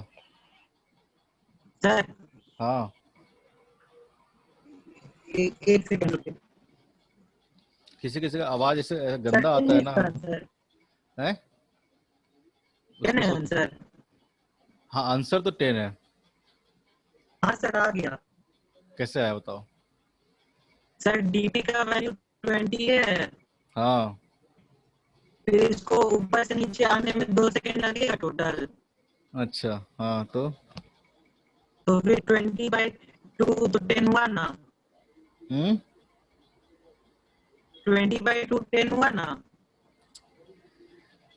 तो जैसे कि मान लो कि यहाँ से आप ले रहे हो, यहाँ से यहाँ तक आने में टाइम इसको लगा कितना? 2 सेकंड का टाइम लगा होगा। 20 मीटर चलना है तो 2 सेकंड का टाइम लगा, ये ना? Yes sir. हाँ, और क्या फिर बोल? उसके बाद एफ का वैल्यू होता है ना dp/dt। हम्म तो फिर dp का वैल्यू 20 है और dt का वैल्यू 2 होगा, तो फिर डिवाइड करने पे 10 आएगा ना। है? हम तो पूछ रहे हैं कि फोर्स ड्यूरिंग द कोलिजन कितना होगा। ये जो यहाँ से जो मोमेंटम इसका चेंज हुआ है, ये कैसे निकलेगा ये बताओ। यहाँ से यहाँ पे इसका मोमेंटम क्या था? इसका मोमेंटम देखेंगे, यहाँ पे था मास इंटू वेलोसिटी डाउनवर्ड डायरेक्शन में। अब मान लो कि जस्ट कोलिजन के बाद इसका वेलोसिटी कितना हो गया? 0 हो गया। अब मोमेंटम इसका क्या हो गया? 0 हो गया इस पॉइंट पे। तो फोर्स कितना लगेगा? हम इस जस्ट इस इंस्टेंट पे हम लोग फोर्स नहीं निकाल सकते हैं। हम लोग इस इंस्टेंट पे फोर्स, जो 10 न्यूटन फीट मीटर बोल रहा ना, जस्ट इस इंस्टेंट पे हम लोग फोर्स नहीं निकाल पाएंगे। वो अब तो डिपेंड करेगा ना जस्ट कितना टाइम के लिए कोलिजन हुआ है, कितना टाइम के, क्योंकि हमको क्या पता है फोर्स इक्वल टू क्या आएगा? Force equal to change in momentum into क्या आएगा? टाइम आएगा ना, सर डिवाइडेड बाय क्या आएगा? टाइम आएगा। टाइम। ठीक है, मोमेंटम चेंज तो हमको पता है, लेकिन टाइम हमको पता नहीं है। जस्ट इसमें इसकी बात कर रहा हूँ, जस्ट ड्यूरिंग द कोलिजन, ये कितना सेकंड के लिए कोलिजन हुआ है अपने को क्या पता। लेकिन अगर एवरेज फोर्स की बात करेंगे तो एवरेज फोर्स आप निकाल सकते हो कि ड्यूरिंग द, मतलब ये जो ड्यूरिंग द मोशन है वो कितना फोर्स लगा। एवरेज फोर्स कितना लगेगा? mg के बराबर ही लगेगा, क्योंकि अर्थ ही लगा रहा है फोर्स। ठीक है, अर्थ ही क्या कर रहा था? मोमेंटम यहाँ पे चेंज कर रहा था, यानी यहाँ पे इनिशियल मोमेंटम इसका 0 था। इसके दौरान, पहले अगला क्वेश्चन लिख रहा था, मैं समझा देता हूँ पहले। जो 10 न्यूटन बोल रहा था ना, उसके लिए समझो क्या है कॉन्सेप्ट, क्या है। मैंने इसको पहले फोर्स लिखा फिर एवरेज किया, इसलिए बता रहा हूँ क्या किया मैंने। जैसे मैं पूछूं कि इसके दौरान कितना फोर्स लगेगा ड्यूरिंग द कोलिजन, ठीक है, तो जस्ट बिफोर द, मान लो कि अर्थ सरफेस है, जस्ट बिफोर द कोलिजन इसका मोमेंटम क्या था? डाउनवर्ड डायरेक्शन में कितना था? तो 20 kg मीटर पर सेकंड। और जस्ट इससे कोलाइड किया और क्या आ गया, इसका मोमेंटम क्या आ गया, 0 हो गया। ठीक है, तो एक कोलिजन कितने सेकंड के लिए हुआ, ठीक है, ये जो मोमेंटम यहाँ पे चेंज हुआ कितने सेकंड के लिए हुआ अपने को पता नहीं है, तो कैसे फोर्स निकालेंगे, इस इंस्टेंट पे कितना फोर्स लगेगा कैसे पता चलेगा, जब अपने को टाइम पता होता कितने ड्यूरेशन के लिए कोलिजन हुआ है, कितने ड्यूरेशन के लिए कांटेक्ट में रहा है, तो हम लोग निकालते हैं delta P by delta T. लेकिन ये तो पता नहीं अपने को, तो यहाँ पे जो फोर्स लग रहा है हम लोग उस इंस्टेंट पे फोर्स हम लोग नहीं पता कर सकते हैं।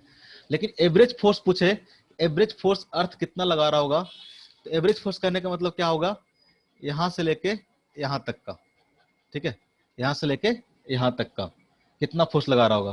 तो आपको यहां से यहां तक का मोशन देखोगे तो यहाँ पे मोमेंटम कितना था, 0 था, यहाँ पे मोमेंटम कितना है, 20 है, तो यहाँ पे चेंज इन मोमेंटम कितना होगा। अगर एवरेज फोर्स की बात करें हम लोग, एवरेज फोर्स की बात करेंगे तो इस पॉइंट पे मोमेंटम क्या है, 0, और just before the collision momentum कितना था इसका, 20, तो हम लोग फाइनल क्या मानेंगे 20, इनिशियल कितना मानेंगे 0, और यहां से यहां तक ट्रेवल करने में कितना टाइम लगा इसको, यहां से यहां तक ट्रेवल करने में इसको टाइम लगा 2 सेकेंड, यहाँ पुट कर देंगे 2, ये जो फोर्स आ जाएगा कितना आ जाएगा 10 आ जाएगा। ऐसे भी आपको पता ही था ये 10 क्या था, बेसिकली कौन सा फोर्स है, mg का फोर्स है जो ये कंटिन्यूसली लग रहा है। ठीक है, ये बेसिकली किसके बराबर होगा, तो m इंटू जी के बराबर होगा कि नहीं होगा। Yes, sir. जैसे कि मास मान लो कि यहाँ पे 1 की जगह पे 2 पुट कर दो, जब 2 पुट कर देते थे ऐसा मोमेंटम क्या होता, वेलोसिटी तो उतना ही रहता 20, मोमेंटम होता कितना 40। ठीक है, बेसिकली जो मोमेंटम है ये क्या है, मास इंटू वेलोसिटी। ठीक है, जितना मास बढ़ाते जाओगे उतना वेलोसिटी क्या होगा, बढ़ते जाएगा, सॉरी वेलोसिटी बढ़ते जाएगा, मोमेंटम बढ़ते जाएगा। ठीक है, तो फोर्स क्या बढ़ता है, बढ़ते जाएगा। तो बेसिकली जो एवरेज फोर्स है कौन लगा रहा है फोर्स, तो फोर्स हमको पता था ऑलरेडी, कौन लगा रहा है, अर्थ लगा रहा है। तो जो अर्थ का फोर्स होगा mg वही फोर्स होगा, आप सेकंड लॉ ऑफ मोशन से भी ये चीज निकाल सकते थे। ठीक है, change in momentum per unit time से भी आप ये चीज निकाल सकते थे। वो कितना आएगा, mg के बराबर ही होगा, क्योंकि ड्यूरिंग द मोशन एक ही फोर्स लग रहा है। वो कौन सा फोर्स लग रहा है, धरती मैया का फोर्स लग रहा है mg। ठीक है, कोई दिक्कत, ये बात समझ में आया दोनों चीज का मतलब, Yes, sir. कोई दिक्कत तो नहीं है, ये सब चीजें समझना जरूरी है। और 10 न्यूटन जो कर रहा था वो सब तुक्का मारने वाले बच्चे हैं, कुछ ना कुछ तो आंसर ले ही आते हैं। ठीक है, एक मान लो कि पार्टिकल इसका वेलोसिटी दिया हुआ है कुछ 2i कैप प्लस कुछ भी मान लेते हैं 3j cap plus 4k cap. ठीक है, इसका मास मान लो कि कितना है, मास इक्वल टू 2 kg है। ठीक है, एक बॉडी है जिसका वेलोसिटी दे रखा है आपको इस तरह से, इसका मास इक्वल टू दे रखा है। अगर वेक्टर फॉर्म में दिया रहेगा तो क्या होगा मोमेंटम, बताओ तो, सिंपल सा। अगर आपसे मोमेंटम पूछे तो क्या होगा, momentum equal to mass into velocity. तो मास इंटू वेलोसिटी कितना जाएगा, तो हो जाएगा 2 into 2i cap plus 3j cap plus 4k cap. तो कितना हो जाएगा ये 4i cap plus 6j cap. Simple सा है, बस एक दिखा दिया कि वेक्टर फॉर्म में अगर वेलोसिटी दिया होगा तो मोमेंटम आप इस तरह से इसको कैलकुलेट कर पाएंगे। 4i कैप, अगर इसका मैग्नीट्यूड पूछेगा तो चेंज कितना होगा, मैग्नीट्यूड ऑफ मोमेंटम कितना होगा, कैसे निकालते हैं, तो क्या हो जाएगा 29, sir. 4 स्क्वायर 6 का स्क्वायर प्लस 8 का स्क्वायर, जो भी आएगा सॉल्व कर लेना। ठीक है, अब इसमें पूछे कि मोमेंटम इन एक्स डायरेक्शन कितना होगा, momentum in p x equal to कितना होगा। तो आपको पता है कि किसी भी वेक्टर को हम लोग किसी भी वेक्टर को उसके एक्स बाई जेड कंपोनेंट के फॉर्म में लिख सकते हैं, यानी पी वेक्टर इक्वल टू क्या हो जाएगा, ये P x I cap plus P by J cap plus P Z के कैप। जब हम लोग मोशन इन प्लेन पढ़ लिए तो हम लोग को इस सब चीजों में दिक्कत नहीं होना चाहिए। ठीक है, तो अगर सब पूछे कि पी एक्स कितना हो जाएगा, तो बेसिकली क्या है, जो 4 है वो क्या है, पी एक्स है, 6 कितना होगा, पी वाई होगा, और 8 कितना होगा, पी जेड होगा। ठीक है, तो हमारा हो जाएगा p x equal to 4, p y equal to, अब पूछे कि एक्स डायरेक्शन में कितना मोमेंटम है, तो 4, बाई डायरेक्शन में कितना है 6, और जेड डायरेक्शन में पूछे तो कितना होगा 8। अगर इसमें क्वेश्चन पूछे जो मोमेंटम है, ठीक है, इसका जो डायरेक्शन होगा एक्स एक्सिस के साथ कितना होगा, एक्स एक्सिस के साथ ये कितना डायरेक्शन बना रहा होगा, बताओ तो कितना होगा। सर एक सेकंड, इसमें डायरेक्शनल क्वेश्चन लगा सकते हैं ना। हाँ हाँ, डायरेक्शन कोसाइन ही तो लगेगा। Find direction of momentum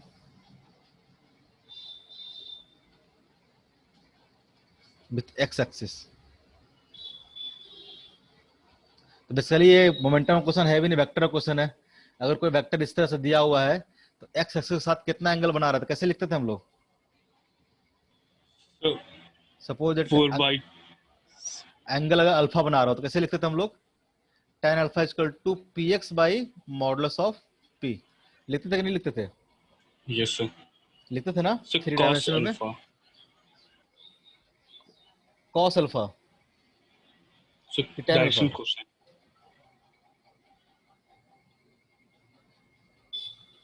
tan alpha या कॉस अल्फा? हम एक्स एक्सिस के साथ पूछ रहे हैं। Oh, yes sir. X axis के साथ कितना आएगा? एक्स Cos एक्सिस के आएगा। साथ कितना आएगा? P x by modulus of P. X axis के साथ तो ही आएगा ना।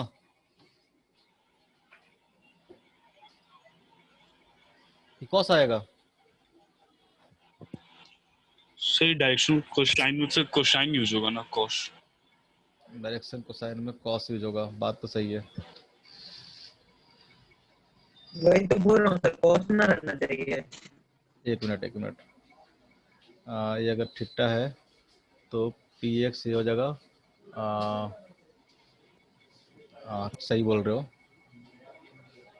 ये क्या आएगा? कॉस आएगा। पढ़े भी होगे वहां पे cos alpha equal to. So अरे यार, ये कौन किया इसे? सर ये हम लोग के साइड का नहीं है, ब्लैक कलर हम लोग को नहीं देता शायद। फिर ये हम लोग स्क्रीन से किया हुआ शायद, फिर वहाँ पे जाके ऐसे बदमाशी पढ़ने में मन नहीं लगता तो थोड़ा कुछ ना कुछ खुरपाती कर लो। वन नोट, ये देखो देखो देखो, ये जो ब्लैक ब्लैक था ना दिख नहीं रहा था स्क्रीन पे। ठीक है, ये बेसिकली क्या आ जाएगा? कॉस अल्फा आ जाएगा। कॉस अल्फा आ जाएगा। ठीक है, अगर आपसे यहाँ पे क्या, अगर थ्री डायमेंशन क्या लगता है? कोसाइन लगाते हैं रूल। ठीक है, तो ये आ जाएगा इस तरह से।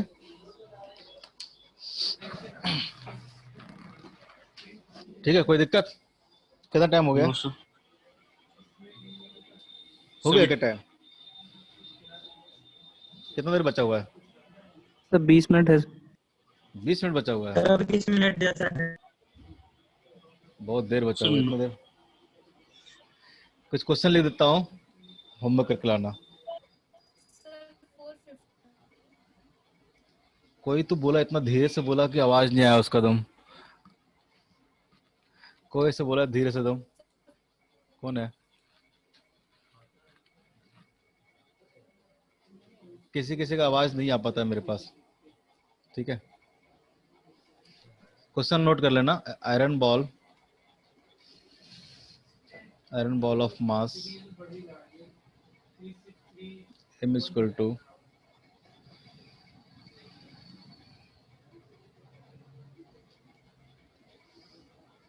कुछ मान लेते हैं 5 kg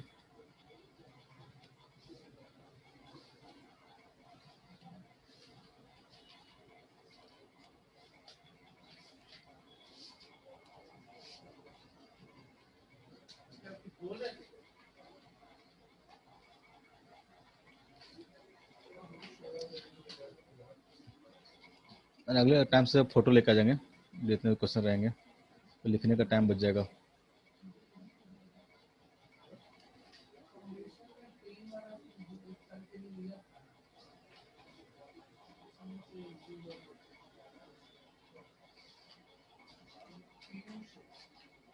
इसमें टाइम ऑफ कांटेक्ट हम लोग दे रहे हैं। इफ द, पहले लिख लेता हूँ क्वेश्चन।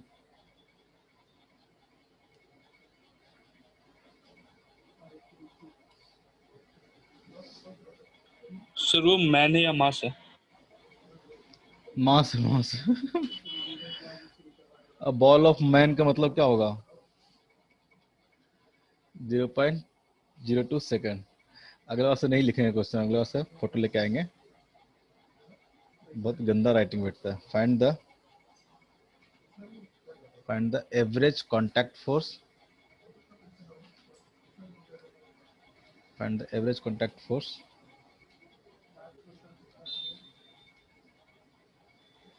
exerted by surface. ठीक है, क्वेश्चन क्या है बेसिकली, सपोज दैट क्वेश्चन समझाता हूँ। एक ब्लॉक है या फिर एक मास है, एक बॉल है, एक बॉल है जिसका मास दिया हुआ आपको कितना 5 kg, ठीक है, और ये क्या है 5 मीटर का हाइट पर रखा हुआ था बॉल, ठीक है। यहाँ से इसको क्या किया है, ड्रॉप किया गया है।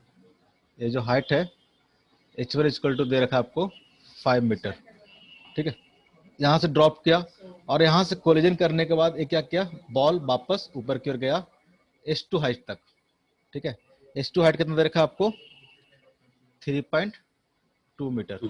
कोलिजन का होता है ना, बॉल को गिराते हो छोड़ते हो नीचे की ओर, कोई भी क्रिकेट बॉल को लेना छोड़ना, तो क्या होता है, अगर मान लो कि जहां से छोड़े हो टकराने का तो वहीं तक आता है, क्या है नहीं आता है ना, कुछ ना कुछ कोलिजन के दौरान क्या होता है, एनर्जी लॉस हो जाता है, इसलिए क्या होता है वो बॉल वापस वहां तक रिबाउंड होके नहीं आता है। तो क्वेश्चन वही है कि सपोज दैट कि एक मास है, एक बॉल है जिसका मास है 5 kg, उसको यहाँ से ड्रॉप किया गया है, इस पॉइंट से ड्रॉप किया गया है 5 मीटर के हाइट से, ये नीचे गया, सरफेस पे जाकर क्या किया, यहाँ पे कोलिजन हुआ, और कोलिजन होने के बाद वापस कहाँ तक आए, h2 हाइट तक आया, ठीक है।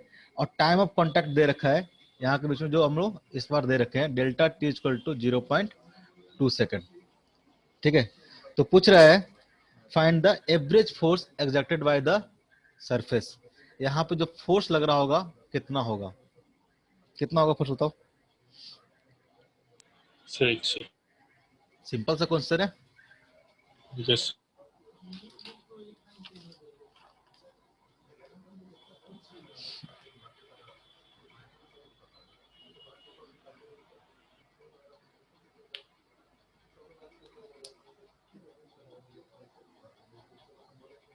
हम तुम लोग ग्रुप पे कुछ क्वेश्चन पोस्ट करेंगे, फोटो पोस्ट कर देंगे स्प्रिंग का और मोमेंटम का, ठीक है। जहाँ तक पढ़ाए हैं फोटो हम लेके आ नहीं पाए थे आज, तो अब सारा क्वेश्चन लिखेंगे तो बहुत टाइम वेस्ट होता है। हम फोटो पोस्ट कर देंगे, होमवर्क रहेगा तुम लोग को, ठीक है, वो करके आना, और डीपीपी और वो सब बना के लेना, हम लोग नेक्स्ट क्लास में डिस्कस करेंगे। नेक्स्ट क्लास में ऐसे मत बोलना कि अगले क्लास में, नेक्स्ट क्लास में So, वो डिस्कस करेंगे ही करेंगे, चाहे जो हो जाए। so, हाँ बताओ।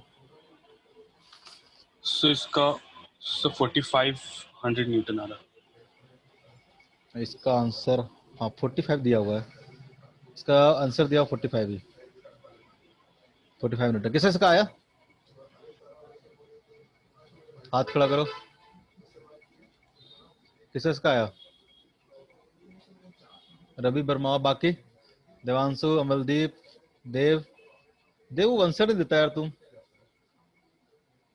संचिता, अंशिका, ये सबसे क्वेश्चन नहीं बन रहे क्या, कुछ नहीं करना है आपको, क्या करना है, इस पॉइंट पे कितना होगा इसका velocity, just before the college का बताओ, कौन बताया था, रवि वर्मा बताओ कैसे बनाया।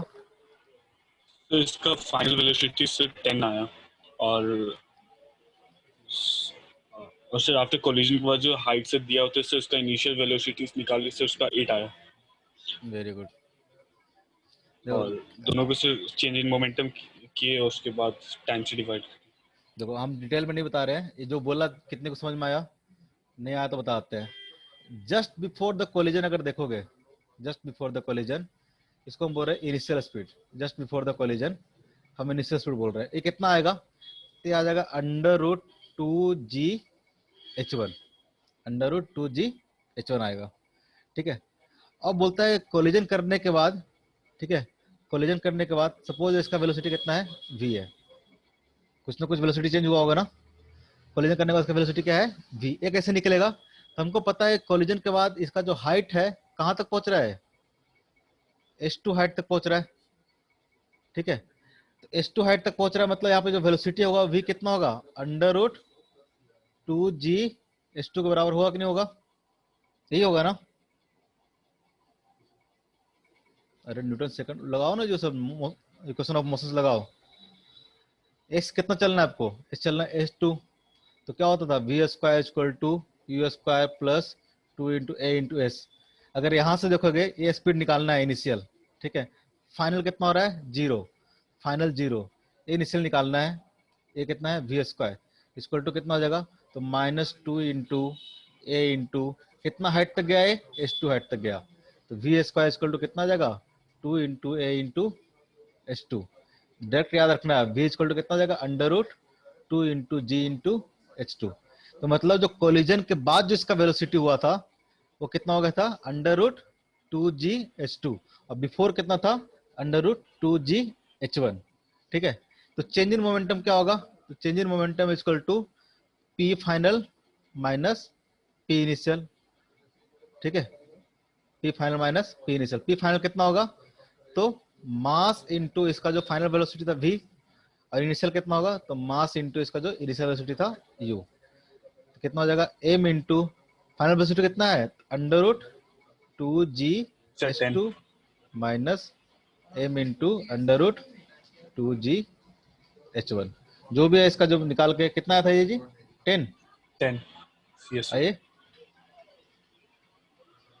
सर और 8 आया था आफ्टर कोलिजन। आफ्टर कोलिजन 8 आया ना, आफ्टर कोलिजन तो ए वाला है, और बिफोर कोलिजन कितना है, ए, तो कितना आ गया, 10 आ गया। तो अब पूछ रहा है फोर्स, फोर्स कितना होगा, तो फोर्स पता है हम लोग कितना होता है, del p by del t. ठीक है, change in momentum by time. Change in momentum बोल रहा है कि फाइनल बोल रहा है कि 10 होगा, सॉरी इनिशियल क्या बोल रहा है, कि इनिशियल बोल रहा है कि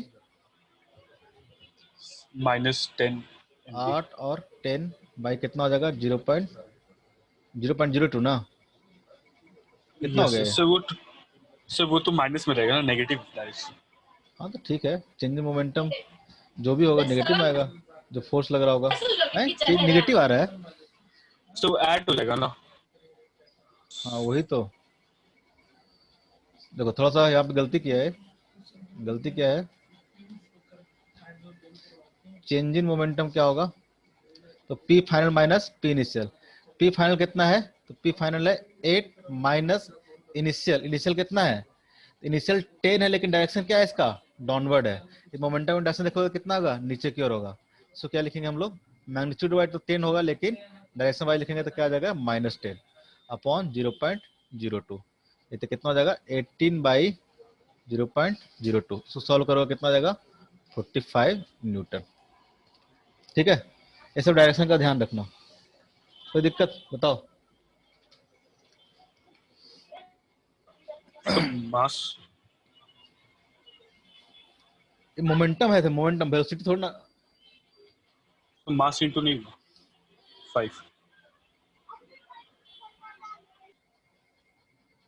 मैं कैलकुलेशन नहीं किया था, मास तो रहेगा ही ना। ये तुम वेलोसिटी बता रहे थे क्या, मुझे लगा मोमेंटम बता रहे हो तुम। मैं कैलकुलेशन नहीं किया था, ये वेलोसिटी बोल रहा था, तो वेलोसिटी रहेगा तो मास से क्या करेंगे, मल्टीप्लाई कर देंगे। तो 18/90, अब सही है, अब सही है। 18/90 डिवाइड बाई कितना हो जाएगा, 0.02 कितना हो जाएगा, तो 4500 आ रहा। क्या चल रहा है, 4500 आ रहा था, 4500 होगा और क्या होगा। ये क्वेश्चन तुम लोग सही से सॉल्व नहीं किए जी। हाँ तो 4500 है, 4500 4500 आ जाएगा।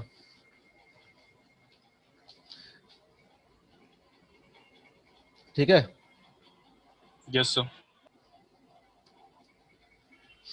एक्चुअली क्वेश्चन में आंसर 45 न्यूटन दिया हुआ था क्वेश्चन में, लेकिन वहां पे जो मास था वो 5 ग्राम दिया हुआ था, तो हमको लगा कि तुम लोग सही निकाले हो। ठीक है, जो क्वेश्चन जहाँ से नोट कर रहे थे वहाँ पे मैं 5 kg लिख दिया हूँ, वो 5 ग्राम लिखा हुआ था, तो उसका 45 न्यूटन आ रहा था, मुझे लगा 45 ही होगा। लेकिन यहाँ पे जो मास उन्होंने क्या ले लिया, 5 kg ले लिए हैं, तो कितना आएगा, 4500 न्यूटन आएगा। ठीक है, 4500 सही है आंसर। समझ में आया क्या गलती किए थे। एक्चुअली क्वेश्चन जहाँ से कॉपी कर रहे थे वहाँ पे 5 ग्राम या 50 ग्राम लिखा हुआ था, तो वहाँ पे 45 आ रहा था। यहाँ केस में 4500 न्यूटन ही आएगा, कोई दिक्कत नहीं है। ठीक है, हाँ ना बोलो। और किसी को दिक्कत है Yes, तो sir. बताओ, नहीं तो एंड कर रहे हैं।